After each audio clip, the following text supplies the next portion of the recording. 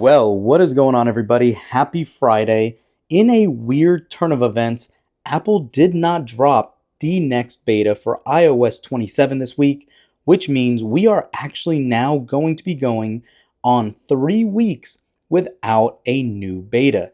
Kind of crazy that we're not getting beta 5 this week. Very shocking that iOS 27 now is stuck on beta 4, and we have some things we need to talk about.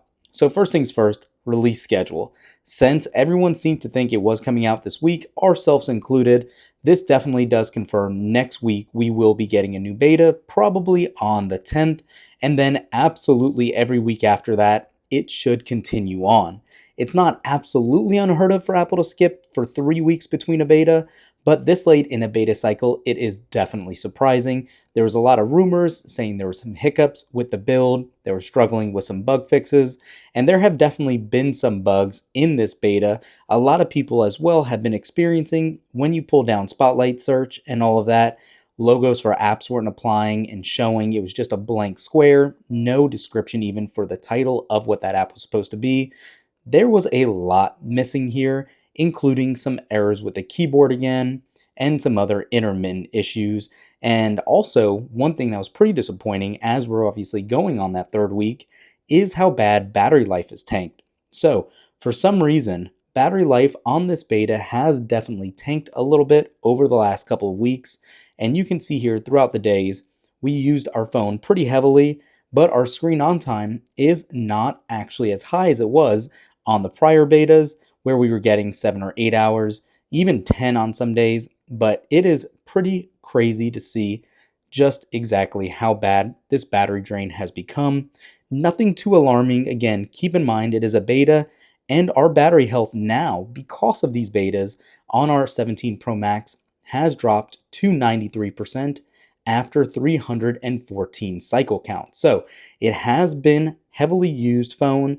Our max capacity has definitely tanked 7%, but 7% in about 10, 11 months is not bad. If you guys remember from prior generation iPhones, 15 especially, even iPhone 16, this was over 10% of lost capacity in a year. So that's actually good to see. At least we're holding strong in that regard, but the beta definitely is causing some issues here with battery degradation. Aside from that, as far as day-to-day usage, scrolling around and using the phone, it hasn't been terrible for a beta. It started off strong, but definitely more bugs have reared their head in the near future in this really 2nd and 3rd week more than the initial one. I did go ahead, as you probably saw, and ran a Geekbench 7 score. And you can see here we're at a 3,096 single and an 8,389 multi-core. If you want to see how that tracks historically, well, it is right on par for the most part with what we got a couple of days ago on the same beta with a single core of 3,051. Those are pretty much identical, and multi-core is 8647 as opposed to the 8389 we just got. So these scores have been pretty good. Geekbench 7 kind of takes a lot more into consideration. That's why these scores are significantly lower than what you would see, and we have seen historically on Geekbench 6. So not to be alarmed there, but if we look at those histories for CPU benchmarks, you can see they were significantly higher, especially around the multi-core scores.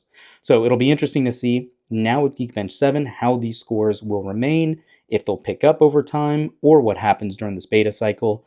But if you are a numbers person, you know this doesn't tell the whole story on day-to-day usage, but it definitely does show you how it is not identical to what iOS 26.6 was even running. I do have to say, as far as everything being fluid, it has worked great. I haven't seen any stutters or hiccups, mainly just small little bugs, specifically also around when you are typing. Let me go ahead and go into our keyboard test. I'm not sure if it's going to do it this time, but I want to show you how sometimes it has been somewhat of a weird inconsistency here as well. Let's switch languages. What is going on, everybody? Happy Friday. I hope you all have a great weekend. Comment down below and let me know how your use case has been with the latest iOS 27 beta going on our 3rd week.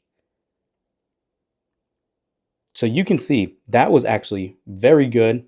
It kept up pretty timely, no real issues here at all, which was great to see. If you missed our other recap video, I've had more issues on watchOS beta for 27 than anything else. My springboard always refreshes numerous times a day.